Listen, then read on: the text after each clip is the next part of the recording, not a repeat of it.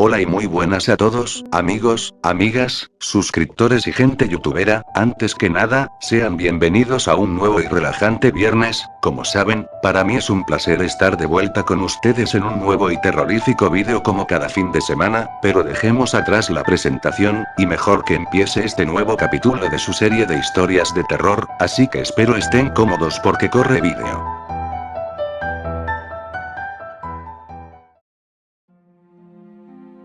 El bosque de Oya vacío. En lo profundo de Rumanía se encuentra la ciudad de Cluj-Napoca, la segunda ciudad más poblada del país.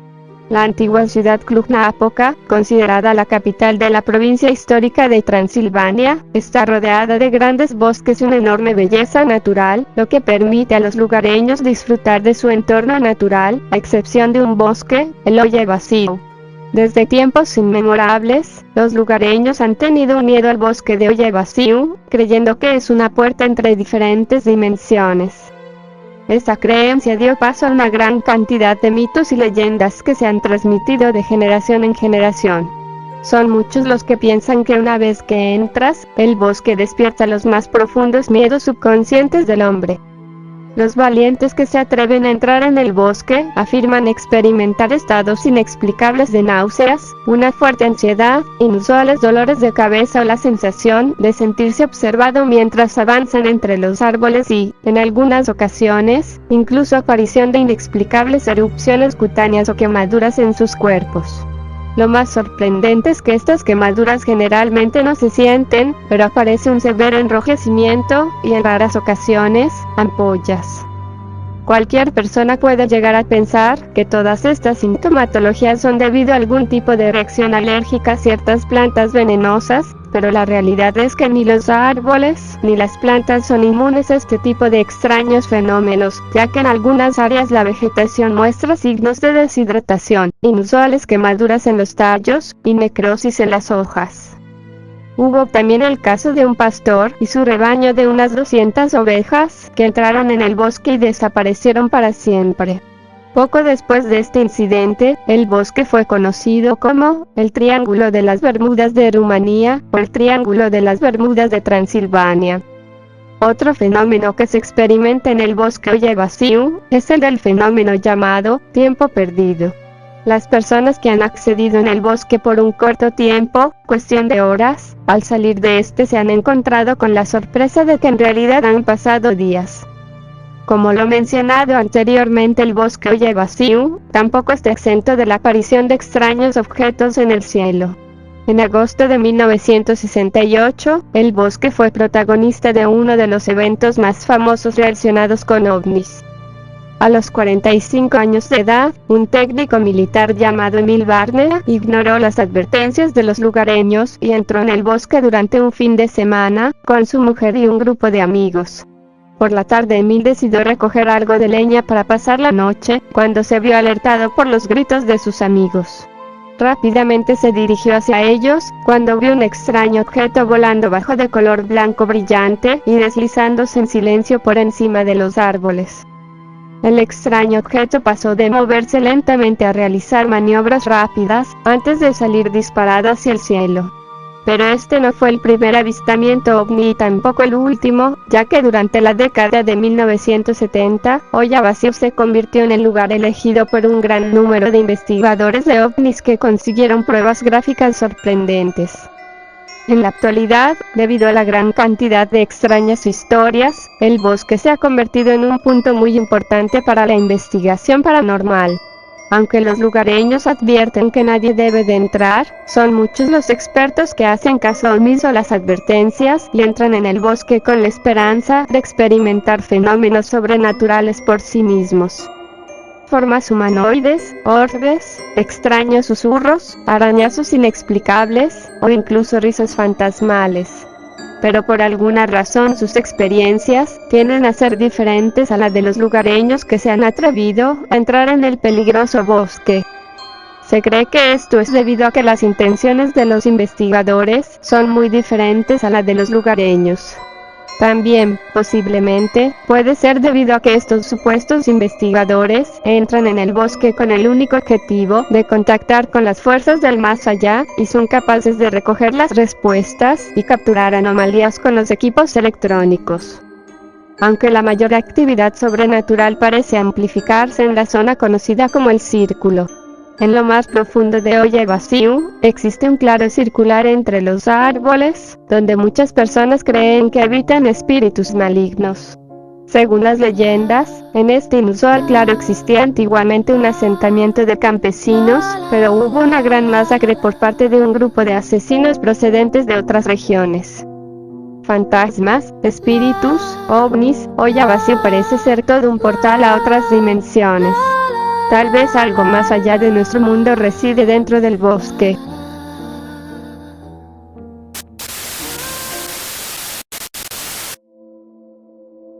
La criatura de Falentris. Falentris era una comunidad tranquila rodeada de inmensos bosques y una fauna abundante. Vivía en aquel entonces con mis padres, con mi hermana pequeña y mis tíos. Yo apenas tenía 12 años, no era un pueblo muy grande. Y tampoco teníamos mucho, no había peligro alguno en el pueblo, más que algunos animales, que se acercaban de vez en cuando. Los ancianos de mi pueblo narraban historias acerca del bosque, de criaturas que lo protegían, y también protegían a los habitantes del pueblo, pero al igual que había criaturas buenas también se encontraban leyendas de horribles demonios que acechaban los alrededores, pero nunca se vio alguno en el pueblo.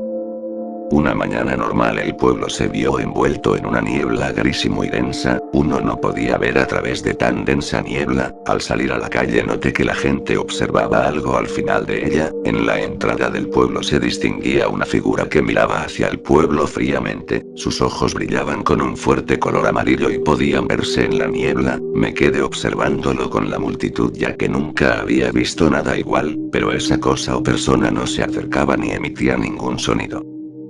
Las personas le gritaban que se acercara y le preguntaban que si necesitaba ayuda. La persona no se movía y solo nos miraba fijamente. Después de un rato todos se cansaron de esperar respuesta alguna de esa persona. Aunque el pueblo era pacífico, los extraños no eran muy bien recibidos.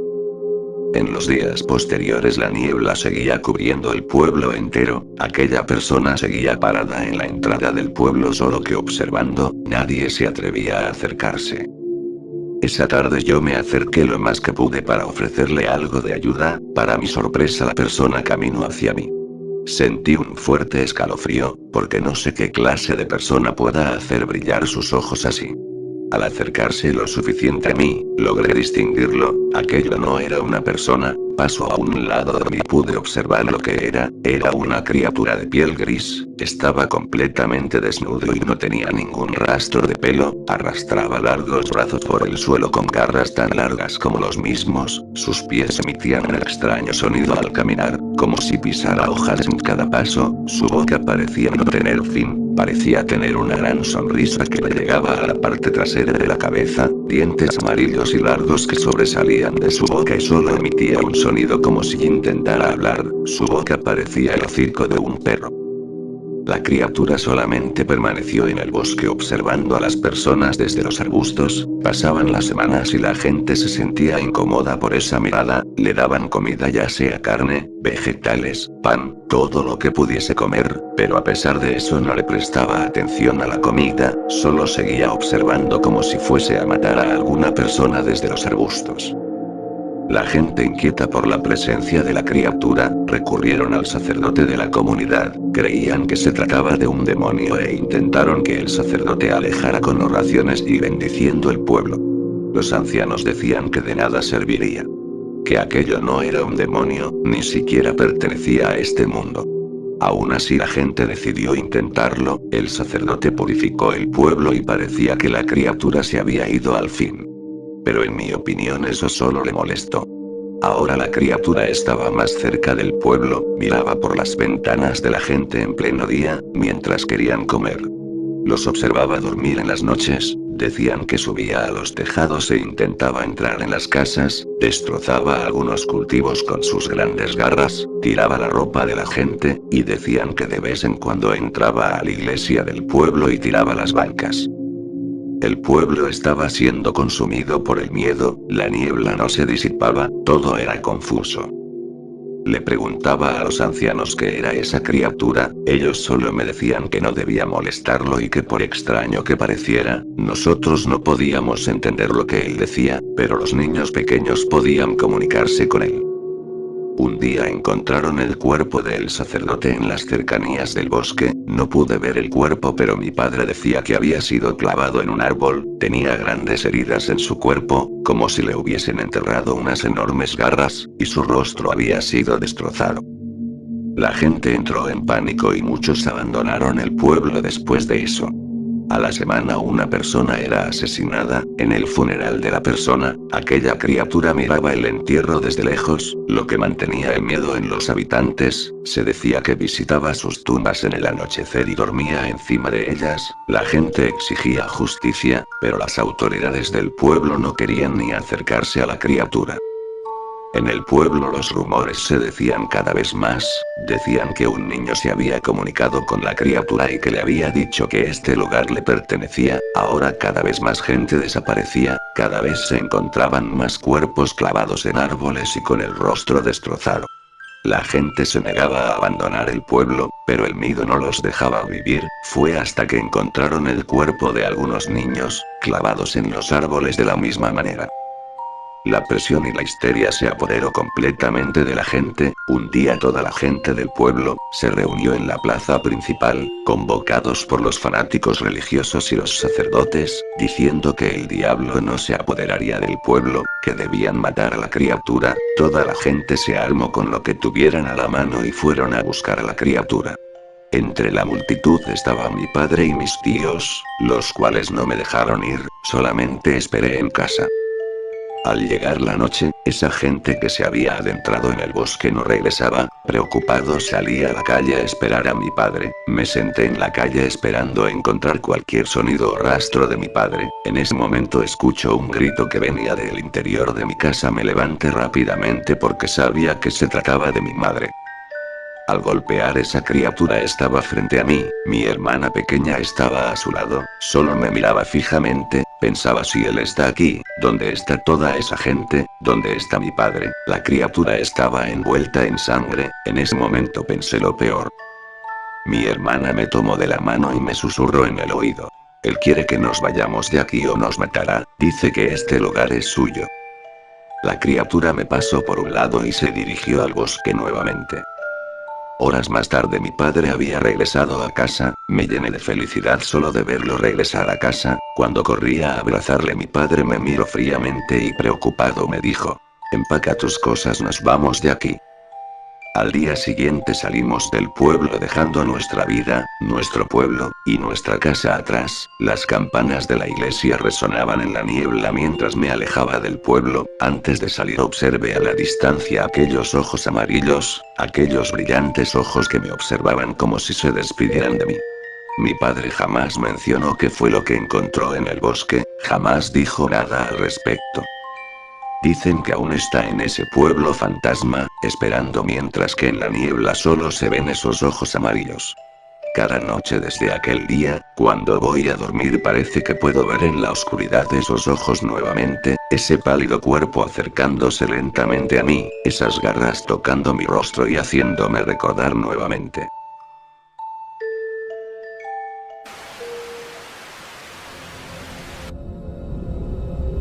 La nave blanca. Mi nombre es Basil Elton, custodio del faro de Punta Norte, que mi padre y mi abuelo cuidaron antes que yo.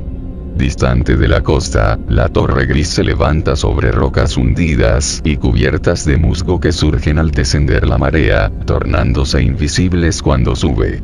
Frente al faro, pasan desde hace un siglo las naves majestuosas de los 7 mares.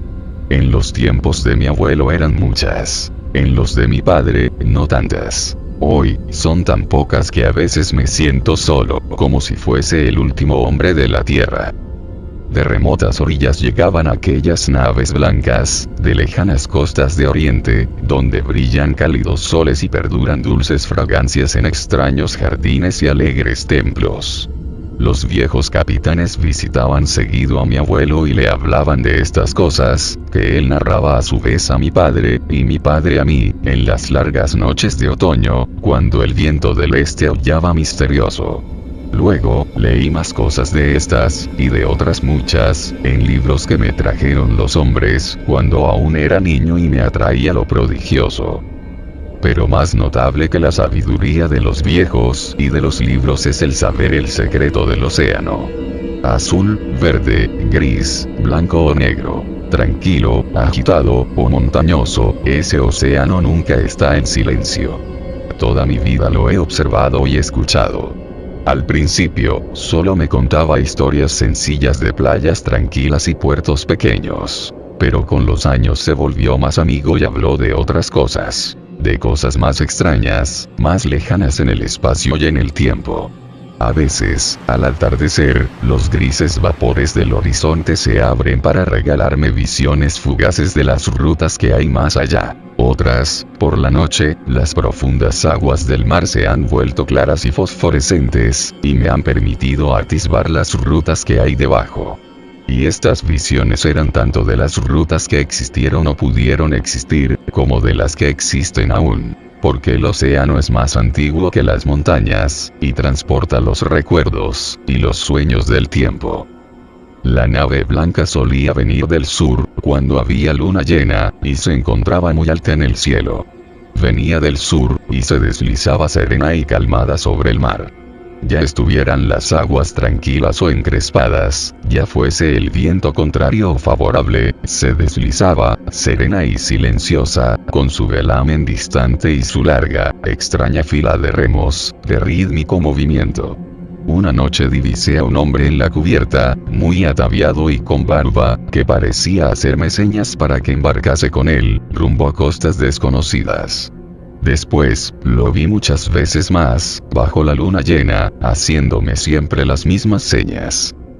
La luna brillaba en la noche que respondía a su llamado, y recorrí el puente que los rayos de la luna trazaban sobre las aguas, hasta la nave blanca.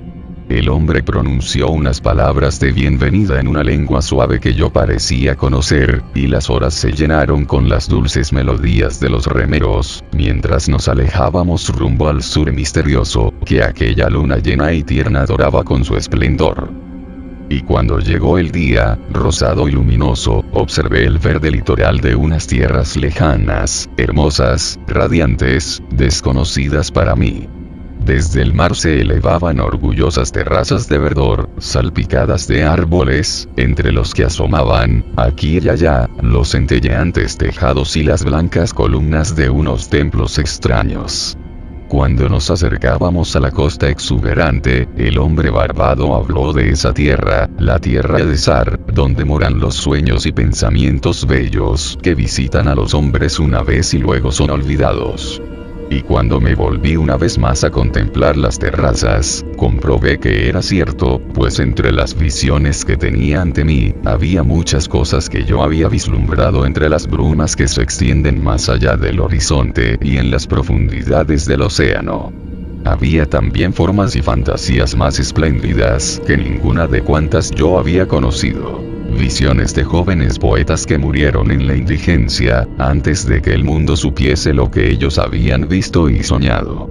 Pero no pusimos el pie en los prados inclinados de Sar, pues se dice que aquel que se atreva a transitarlos quizá no regrese jamás a su costa natal. Cuando la nave blanca se alejaba de Sar y de sus templos, avistamos en el lejano horizonte las agujas de una, y me dijo el hombre barbado: aquella es Talarión, la ciudad de las 1000 maravillas, donde moran todos aquellos misterios que el hombre ha intentado inútilmente desentrañar. Miré otra vez, más cerca, y vi que era la mayor ciudad de cuantas yo había conocido o soñado.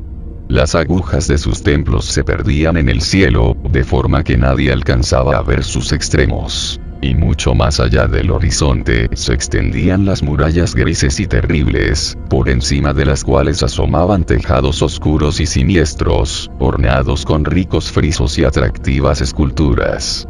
Sentí un deseo ferviente de entrar en esta ciudad fascinante y repelente a la vez, y supliqué al hombre barbado que me desembarcase en el muelle, junto a la enorme puerta esculpida de Acabiel. Pero se negó con afabilidad a satisfacer mi deseo, diciendo: muchos son los que han entrado a Talarión, la ciudad de las 1000 maravillas, pero ninguno ha regresado. Por ella pululan solo demonios y entidades que ya no son humanas, y sus calles son blancas por los huesos de los que han visto el espectro de Lati, que reina sobre la ciudad. Así, la nave blanca siguió su viaje, dejando atrás los muros de Talarión, y durante muchos días siguió a un pájaro que volaba hacia el sur, cuyo brillante plumaje rivalizaba con el cielo del que había surgido. Y llegamos a una costa plácida, donde abundaban las flores de todos los matices y en la que, hasta donde alcanzaba la vista, encantadoras arboledas se caldeaban bajo el sol. De allí brotaban canciones de lírica armonía, salpicados de risas ligeras, tan deliciosas, que exhorté a los remeros a que se esforzasen más. El hombre barbado no dijo nada, pero me miró largamente, mientras nos acercábamos a la orilla bordeada de lirios. De repente, sopló un viento por encima de los prados y bosques frondosos, y trajo una fragancia que me hizo estremecer. Pero aumentó el viento, y la atmósfera se llenó de hedor a muerte, a corrupción, a peste, a cementerios exhumados. Y mientras nos alejábamos de aquella costa maldita, el hombre barbado habló al fin, y dijo: ese es Xura, el país de los placeres inalcanzados. Así, una vez más, la nave blanca siguió al pájaro del cielo por mares venturosos y cálidos, hinchado por brisas suaves y fragantes. Navegamos día y noche, y cuando surgió la luna llena, dulce como aquella noche lejana en que abandonamos mi tierra natal, escuchamos las suaves canciones de los remeros. Y al fin anclamos, a la luz nocturna, en el puerto de Sonanil, que está protegido por los promontorios gemelos de cristal que emergen del mar y se unen formando un arco esplendoroso. Era el país de la fantasía, y bajamos a la costa verde por un puente dorado que tendieron los rayos de la luna. En el país de Sonanil no existe el tiempo ni el espacio, el sufrimiento ni la muerte. Allí habité durante muchos siglos. Verdes son las arboledas y la hierba, vivas y delicadas las flores, azules y musicales los arroyos, claras y frescas las fuentes, majestuosos e imponentes los templos y castillos y ciudades de Sonanil. No hay fronteras en esas tierras, pues más allá de cada hermosa perspectiva se alza otra más bella. Por los campos, por las espléndidas ciudades, andan las gentes felices y a su antojo, todas ellas dotadas de una gracia sin merma y de una dicha inmaculada. Durante los ebos que habité en esa tierra, vagué feliz por jardines donde asoman singulares pagodas entre gratos macizos de arbustos, y donde los blancos paseos están bordeados de flores. Subí a lo alto de onduladas colinas, desde cuyas cimas pude admirar encantadores y bellos panoramas, con pueblos cobijados en el regazo de valles verdes y ciudades de doradas y gigantescas cúpulas, brillando en el horizonte infinitamente lejano. Y bajo la luz de la luna contemplé el mar centelleante, los promontorios de cristal, y el puerto apacible en el que permanecía anclada la nave blanca. Una noche del memorable año de Tarp, vi recortada contra la luna llena la silueta del pájaro celestial que me llamaba, y sentí las primeras agitaciones de inquietud.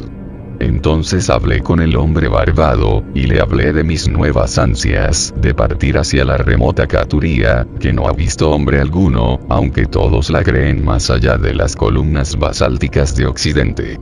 Es el país de la esperanza. En ella resplandecen las ideas perfectas de cuanto conocemos. Al menos así lo pregonan los hombres.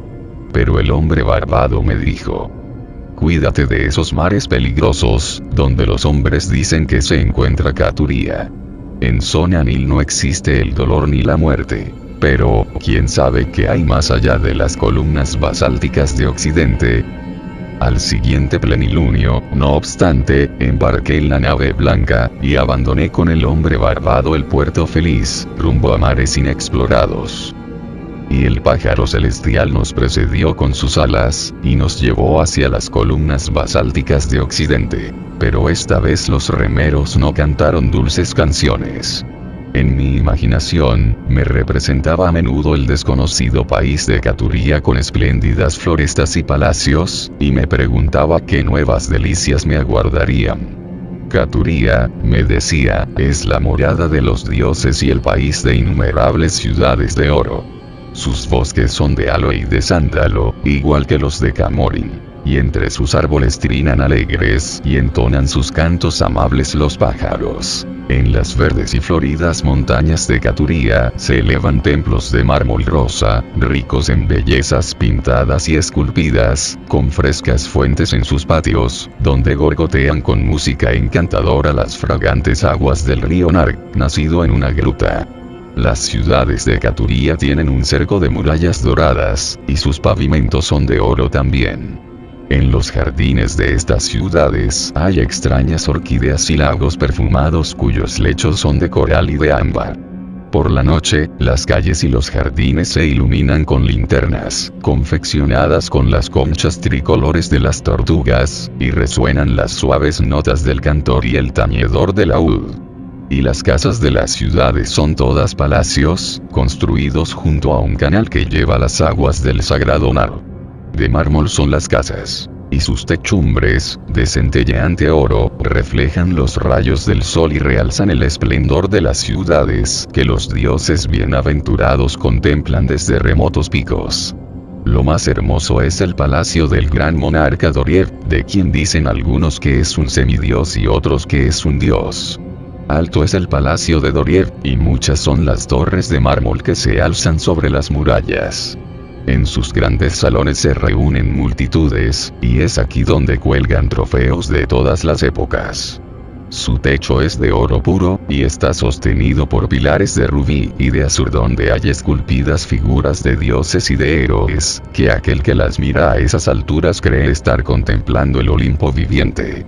Y el suelo del palacio es de cristal, y bajo él manan, ingeniosamente iluminadas, las aguas del Narg, alegres y con peces de vivos colores desconocidos más allá de los confines de la encantadora Caturia.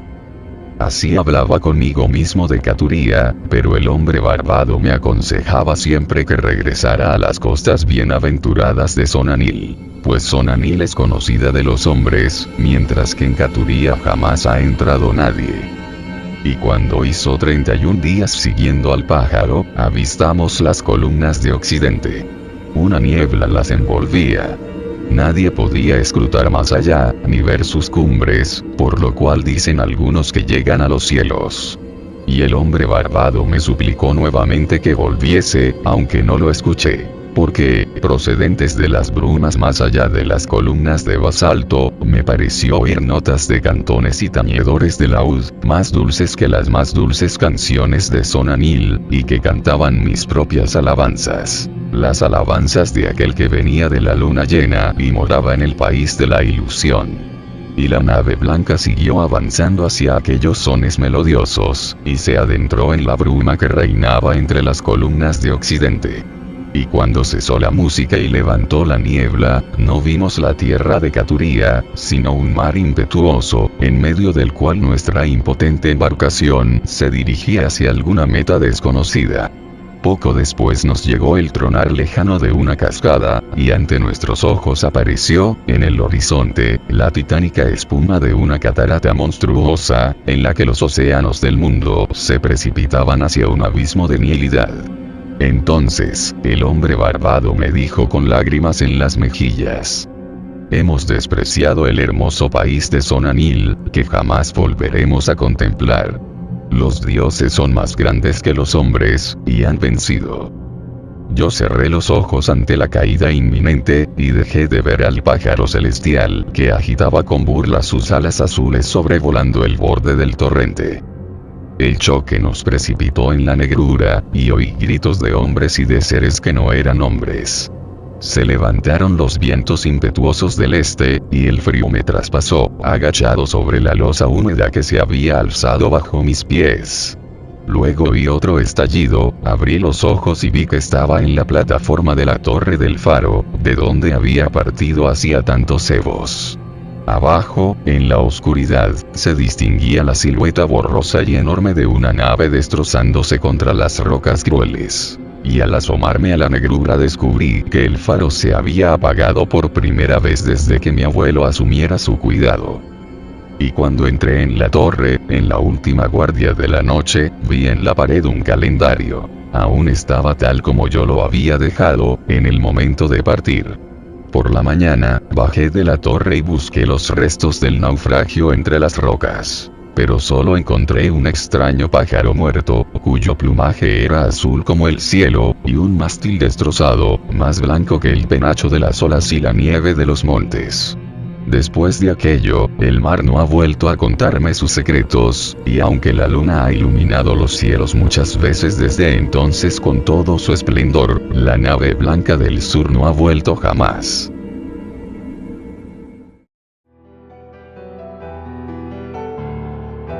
Pues bueno, aquí termina el vídeo de hoy, espero que les haya gustado, los espero en el próximo vídeo con más de sus historias, y recuerden que si les gustó el vídeo, ya saben, denle like y compártanlo, y si es la primera vez que ves uno de mis vídeos no te olvides en suscribirte, que es totalmente gratis y fácil de hacerlo, dándole clic al botón de suscribirse, o al logo del canal que aparece en tu pantalla. Bueno, espero que se la pasen bien, los espero en el próximo vídeo con más, se me cuidan y chao.